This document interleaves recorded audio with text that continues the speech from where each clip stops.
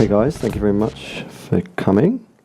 So I'm really going to talk a lot about the limitations of things like augmented reality and the idea that if we just focus on vision, we're going to lead to a diminished reality rather than an augmented one without involving a lot of the other senses. A good example of that is a game called Bloodsport, where gamers linked up to the Oculus Rift are actually also linked up to a drip. And every time they get shot in the game, they also get blood removed from their body in the real world. And it's the last man standing who hasn't fainted wins. And the context engineering part of it is that all the blood gets donated to the blood bank. So everyone's happy. So my research centre in London, we're looking at the combination of analog and digital affordances, because I think we're losing a lot of the analog. And we're really interested in creating new types of experience. So with context engineering, we focus less on engineering content, which we've done to death, and start engineering context, where we reconfigure our own perception and make that the primary content. So we're looking beyond things like AR and VR to sensory augmentation, using perceptual technologies, and I'll go through a few of those today. We're also investigating with some of our EU projects the history of augmentation and exploring the challenges of wearability, such as the ergonomics, cognition factors, and social factors. So just the background to the presentation today. I'll talk a little bit about the EU projects I'm currently doing, and then we'll talk about hybrid space, context engineering, perceptual adaptation, sensory augmentation, some body hacking, and reality hacking. So if you think about the Bloodsport example I've just showed you, I'm really interested in how do you create an empathy engine. If you wanted to experience something of what it's like to be a refugee, which is obviously very apt at the moment, you're not going to get very far if you just had an auditory and a visual experience. So you need to involve more of the senses. You need to involve more of the context. And as Wilson says on The Human Condition, the real problem of humanity is the following. We've got Paleolithic emotions, medieval institutions, and godlike technology. And as Gibson says, one of the things our grandchildren will find quaintest about us is that we distinguish the digital from the real, the virtual from the real. And in the future, these things will become literally impossible to distinguish. I posted this recently, and it's an example of redesigning perception using, again, this hybrid, so this combining of analog and digital to generate new forms of awareness and understanding. And let me just give you an example of that. So this is actually using a drone to capture a rainbow, and they've managed to capture the entire thing. So a full circle. And a lot of my friends on Facebook were like, "You've destroyed the pots of gold at the end of the rainbow, because you've combined this analog and digital knowledge now." And they were very upset.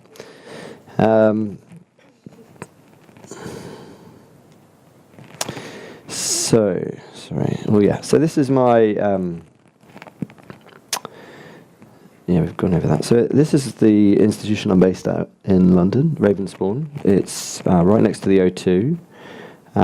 We have 2,500 students. It's very vocational, so everyone gets jobs. It's very much industry facing. We've got an incubator inside the building where we have 100 SMEs. And we're really interested in latest technologies. We're one of the first institutions to run a wearable futures MA, and we have a big conference on wearable tech. So some of my previous projects, what took me to London was actually a big project with Cambridge University and Nottingham, where we got £3.3 million to create learning objects, and these were mobile learning objects. And that's what got me into this sort of arena. And then we did a number of other EU projects to do with mobile tech. And just recently we've completed a big project to do with the creative industries. So we're actually mapping the creative industries with the creative technologies and actually bridging them. So which technologies are suitable for which industries, and which technologies are cross-sectorial, so which are the most important technologies. And it's actually very difficult to roadmap them, to predict which technologies are going to be massively important in the future. So we've created a whole new road mapping strategy for that, which is just about to be published. So my background is actually initially as an art historian. I looked at pre-Renaissance perspective in paintings, so looking at how people constructed space in paintings before linear perspective ruined all of that. And then I created a lot of 3D models, 7 years of reconstructing ancient buildings around the world. And then I was actually interested in the hybrid, so bringing those 3D models into the real space, so augmented reality. And this is a typical building that I was working on. This is a reconstruction of Fountains Abbey, and it's a World Heritage Site, gets 1 million visitors a year. And what was interesting about doing this 3D model, which took about 6 months to make, was that it actually, doing that much 3D modeling has a direct impact on your brain. And I was really interested in the fact that this is now burnt into my mind as a cognitive structure, and I can actually map things into it. So I'm really interested in looking back to ancient technologies like the memory palaces. And if you don't know, before we were really writing things down, these Greek orators were actually mapping virtually into virtual pieces of architecture their 7-hour speeches in order to remember the whole speech without writing it down. And then they would just remember the path through the structure to trigger the speech. So this is kind of what we're going back to with augmented reality. And as Malevich says, the best way to approach the design of augmented space is to consider it an architectural problem, because the application of meaning on space is a native concern. So really interested in this this idea now that our mobile phones can actually take 3D models of everything. So let me show you an example of that. So a lot of you might know about SLAM, but this is a bit of an older version of that, which is actually called PTAM, Parallel Tracking and Mapping.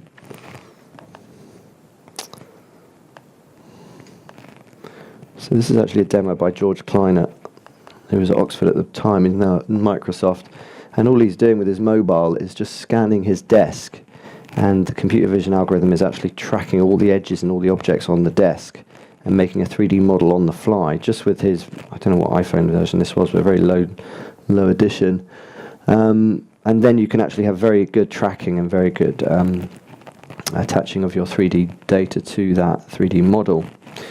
So because of that ability, what we're ending up with, and these sensors have actually sort of gone mainstream now. We've got this structure sensor, we've got Google Tango doing the same thing. And this is the kind of thing that we can do. We can sort of make reality itself a medium. So let me show you that.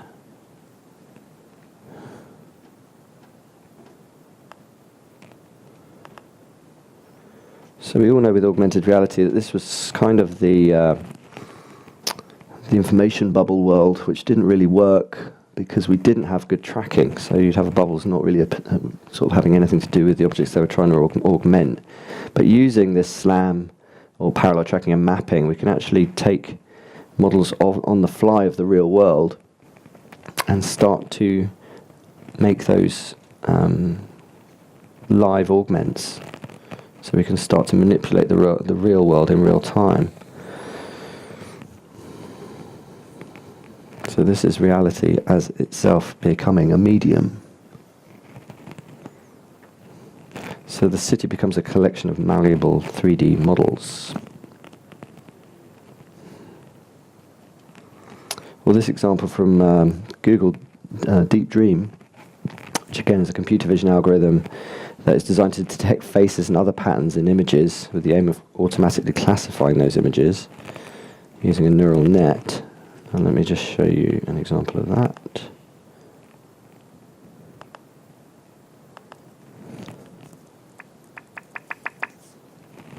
So this is a video that's running Deep Dream. And normally we see it in images, but it's not often we see it attached to or running through a video. So again, it's this idea that we're turning reality itself into a medium.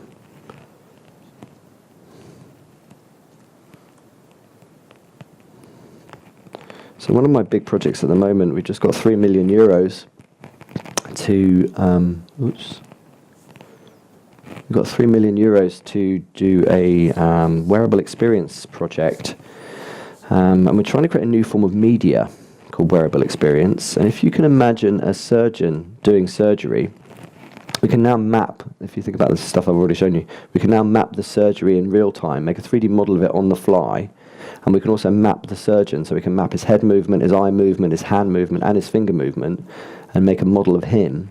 And then using smart glasses and smart gloves, we can actually embody his experience using that data. So a novice surgeon can be in that expert surgeon's position, seeing the ghost hands of where he was. And imagine the different use cases that this can be applied in. We really have to prove it as a proof of concept.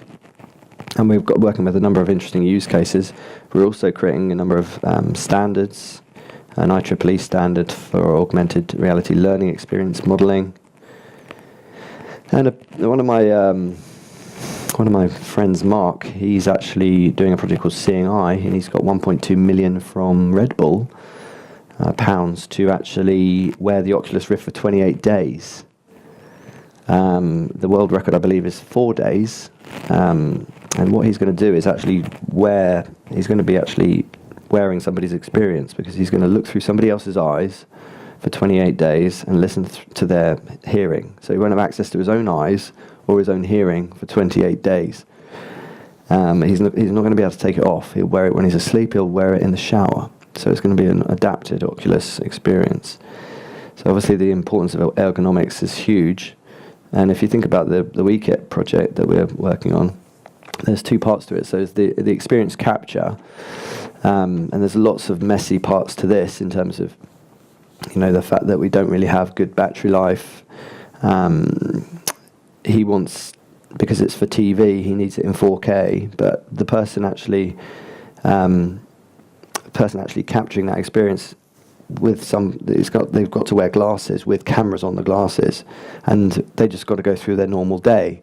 But obviously, if somebody's walking towards you with massive cameras on their face, then you're not going to have a normal experience with that person. So it's a bit of a challenge in that sense. So that's the person capturing the experience, and then Mark in the studio will reenact that experience.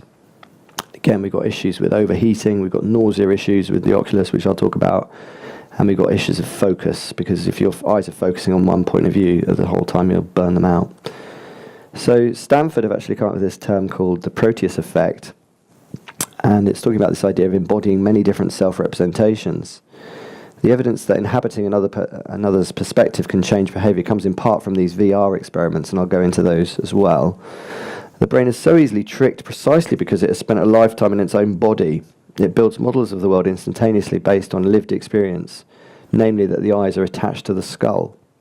So what happens when you move the eyes away from the skull? This project called Eyesect turns arms and fingers into eye muscles to create impossible human biological perspectives. And I'll talk a lot about these augments later on. So back to the WeKit project, we're working with various industries, including helicopter maintenance. We're working in medical diagnostics, so creating 4D organ reconstructions and then actually projecting those onto the body to enable patients to understand what's going on in their procedures. We're also working with astronaut training and very high precision in these contexts. So this idea of hybrid space I've mentioned, and it's really this idea that we're now seeing the digital being brought into the analog, with this example here where we're seeing a sort of a CAD motif being drawn into somebody's driveway. So exploring the interface between space, perception and context. Or this where we're actually seeing a real-world event being captured and turned into architecture. So a good definition again of context engineering: the real voyage of discovery consists not in seeking new lands, but in seeing with new eyes. And again, another little example of that.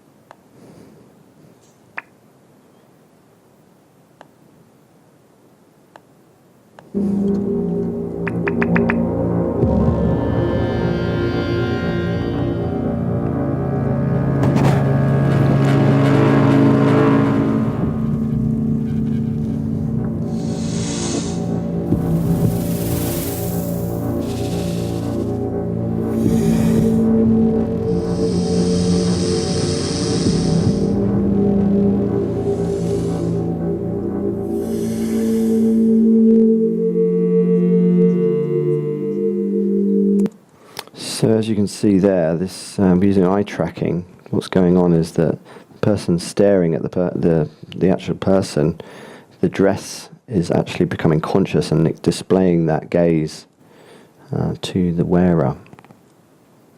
So it's this idea of more things becoming conscious than us.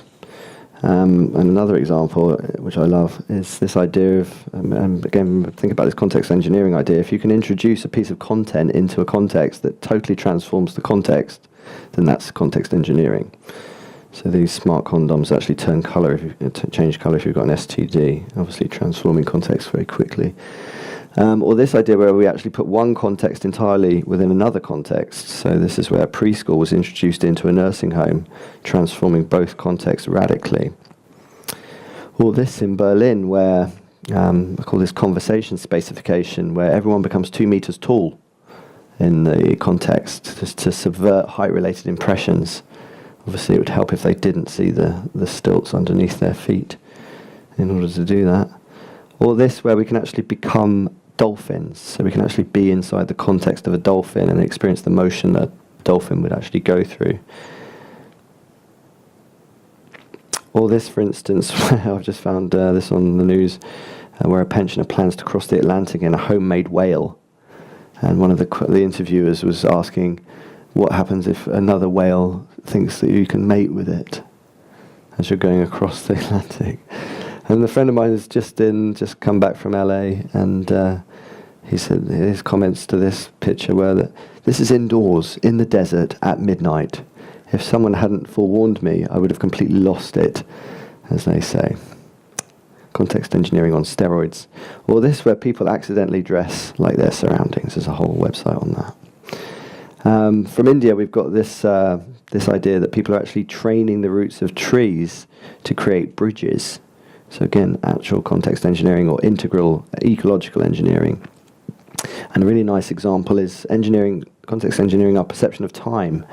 Situations of intense stress, and when experiencing things for the first time, the brain creates a much denser and much richer memories, giving the feeling that an event has lasted a lot longer than it has. So capitalizing on that, on these adaptive abilities of the brain, these handicapped objects actually aim to slow down your perception of time. And then when you take the prosthetic off, it's the idea that perception of time has actually stayed with you. So I've been using Facebook, sort of subverting Facebook by putting a lot of these examples online for the last 5 years. And a comment from one of my friends, at first I didn't give this idea much weight, but now after so many good examples, I'm starting to see how context engineering breaks the mold of definition, which pushes the engaged to reconsider their calcified models of perception.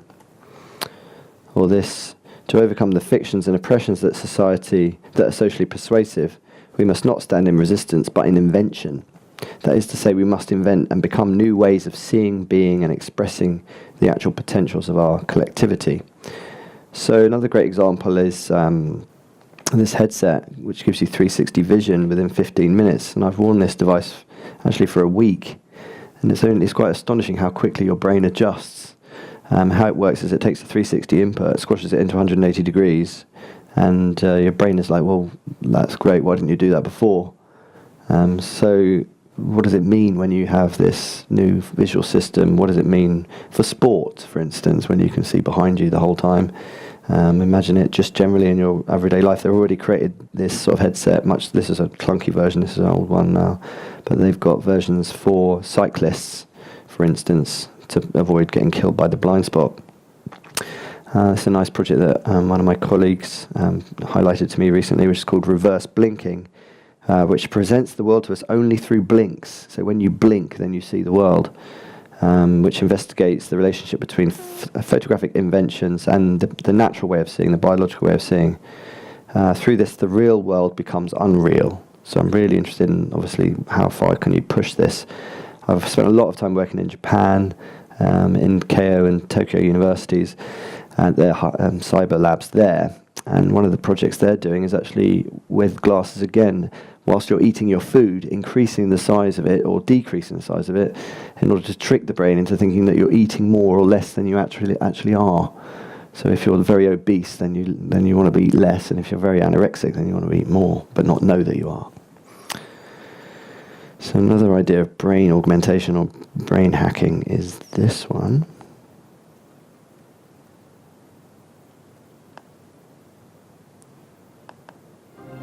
This is a black and white picture of Dunstanburgh Castle. Yep. And I'd like to get you to see it in full colour by first adapting to this false colour image. So what we're trying to do is adjust the sensitivity of the light receptors in your eye to the different colours in the image. By staring at the dot in the middle of the screen, my brain, and if you try it, your brain, is doing something remarkable. I need you to keep staring at the central dot, keep staring at the central dot, keep staring at the central dot, and now keep staring at the central dot, and now you should see the image in full colour. Keep your eyes fixed. Yeah, this is actually the same black and white image you saw before, but because we've adapted the receptors in the different parts of your eye, you're now seeing it in full colour. I find this absolutely fascinating. In my head, a full colour image was created of a photograph that clearly contains no colour. So again, how far can we push this stuff? It's a massive design problem. Because we don't know, and there's not a lot of longitudinal studies. Now, another example, just so that you can see how quickly we can do this, just stare at the dot.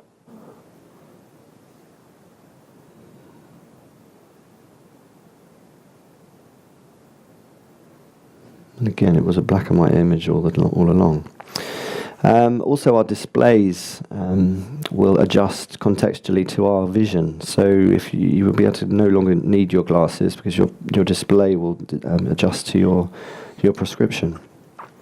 All this, again, in Japan, they do some crazy stuff out there. They found out that perceptually, objects are less heavy if they're white. Nobody knows why.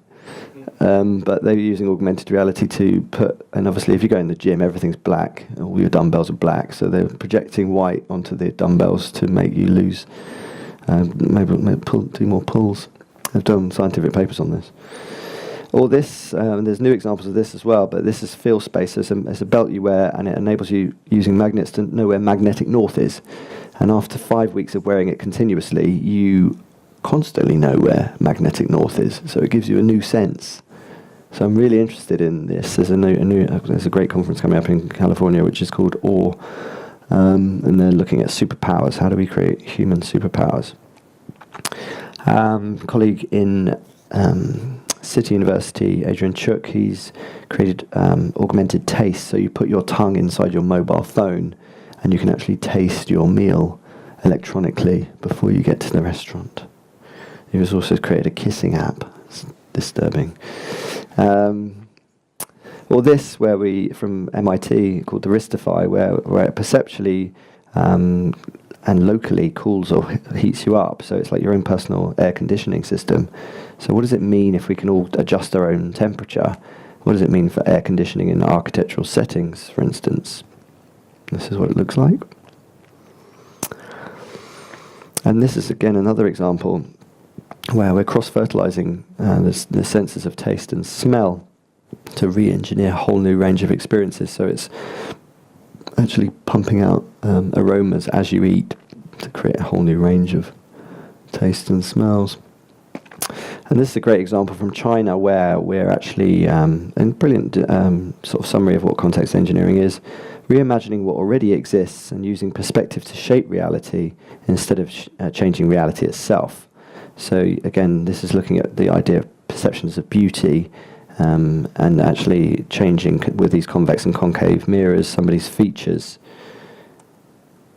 And there's a whole history of this stuff in terms of these perceptual adaptations and sensory augmentations.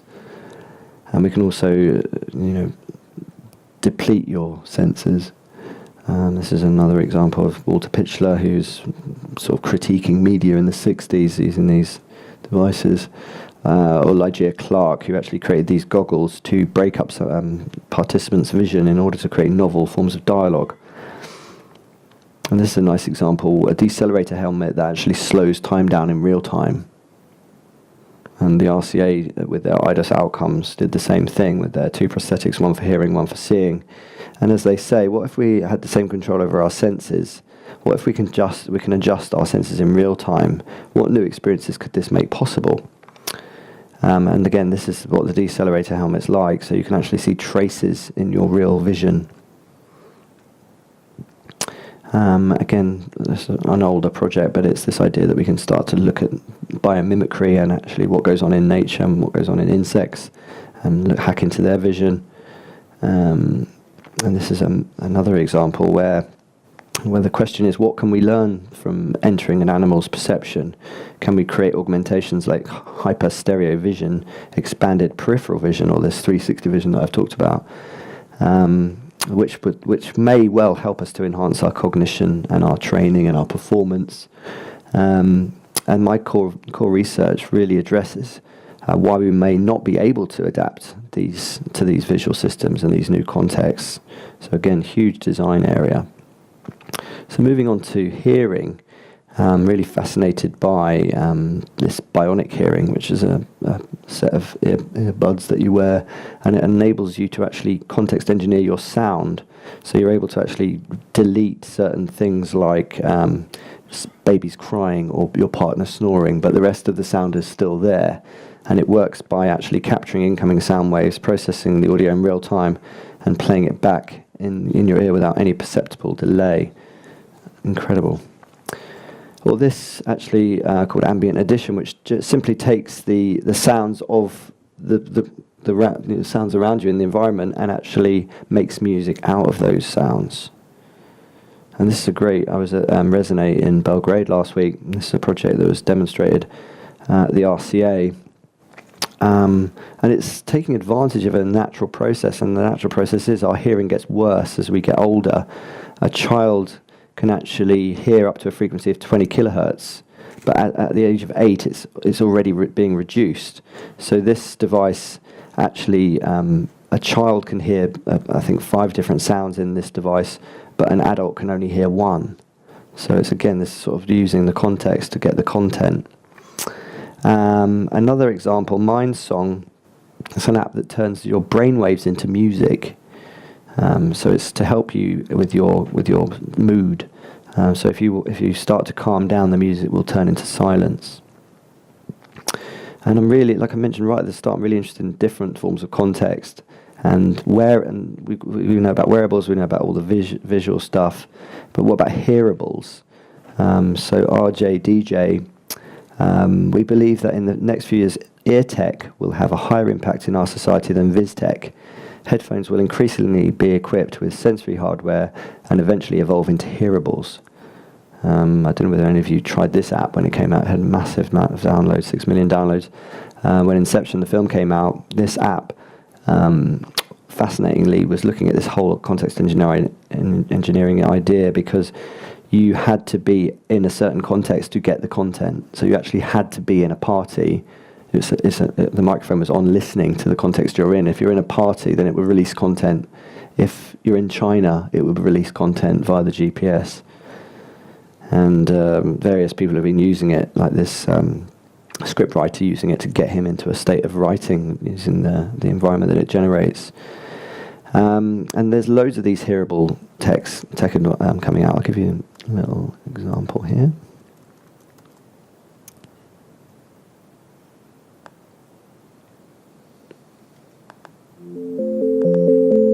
Our brains emit waves that are natural, measurable functions that indicate levels of focus, stress, sleep, and deep relaxation. We've been able to measure that brain activity for years, but only by strapping on helmets or equipment that isn't very portable or practical. But today, United Sciences has developed a new wearable product that is about to change everything. Introducing Aware Hearables. Custom-fit Bluetooth headphones with brain and body sensors. By adapting our ear scanning technology to a wearable platform that's already ubiquitous, we have what we believe is going to be a device that changes the way we interact with technology that surrounds us. Aware Hearables will not only connect you to your music or your mobile phone, it will also connect you with your mind and body in ways that haven't been possible on a consumer product ever before. And since the hearables are custom fitted for your ear, they won't fall out. You won't need to constantly adjust them. They're just so comfortable you will hardly feel them. Through an app that we are currently developing, Aware Hearables will provide you with reliable biometric data and brainwave activity, so you can become more aware of yourself and how your mind and body responds to the environment around you. These custom-fitted hearables will sync with an app that will track and display your focus, mindfulness, and stress levels in real time. It will track your sleep patterns. It will track your heart rate while exercising, as well as calories burned, speed and distance travel. So you get the idea that, again, it's using a lot more of the context. And there's another example. Now, I'm really hoping it works, because it's using the vagus nerve, and again, it's a hearable. Listening to the music for a short period of time. Nirvana is the first consumer vagal nerve stimulator on the planet. The area where the vagus nerve can be accessed without an incision happens to be in a certain location in the ear canal. We wanted to come up with a consumer product that can be used by anyone that's through the skin or transcutaneous, non-invasive, and synchronized to music for even more fun. Welcome to Nirvana. Life's gonna change. Nirvana stimulates the vagus nerve to promote the increase of neurotransmitters, feel-good chemicals in your brain. It's been tested on hundreds of people and is... So basically, the vagus nerve is a production house of mood, and this idea is that you will actually feel the music in an entirely new way. So it's a hearable.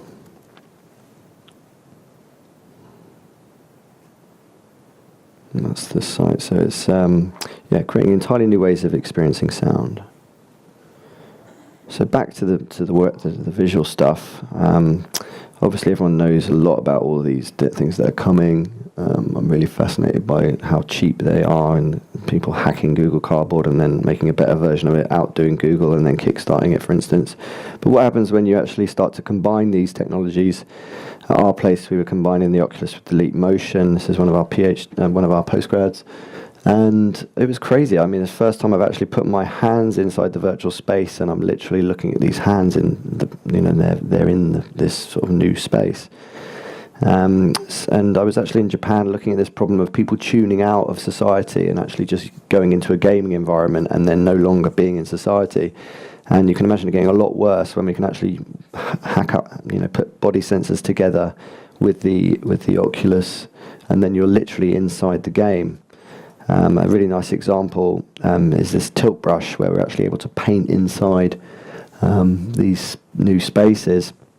And I heard Jason Silver talking about this idea that, it's kind of like you're entering your own imagination, and you're entering this virtual space. And, we can actually hack into the human condition for the first time properly. Another design house in London called Field, really interested in the aesthetics of these devices. We all know how ugly the Oculus is, so this was actually looking at how do you look at the performance of somebody who's actually not really aware that they're moving in the real world still, because they're only concerned about what's going on internally, but they actually mapped their internal environment to the external, thinking that you are performing. Well, this really interesting example where we're actually just using the Kinect to walk into a painting. So this is a Leonardo overdraw. It's a painting, and then you walk into the underdrawing. So just a nice, simple hack. And this idea of creating new visual systems, I'm really interested in macroscopic visualization, which is an example, again, from a design house called Berg, where they have maps of Manhattan, and they had the overview and the local view in the same view. And as Gibson says, within one field of view to be both in the world and to see yourself in it. The power of looking through and occupying your own field of vision. And I talk about what do we gain cognitively from being able to control where we place our vision. And this is a really nice example of that. So what we can see here is footballers playing the game from the bird's eye view. That's what they see. And they're clearly having troubles. Because they need both. They say the best footballers play from the stand, so that you have the overview and the local view at the same time. And this is Julius von Bismarck in Berlin doing a similar thing. I'll show you a little video of that as well.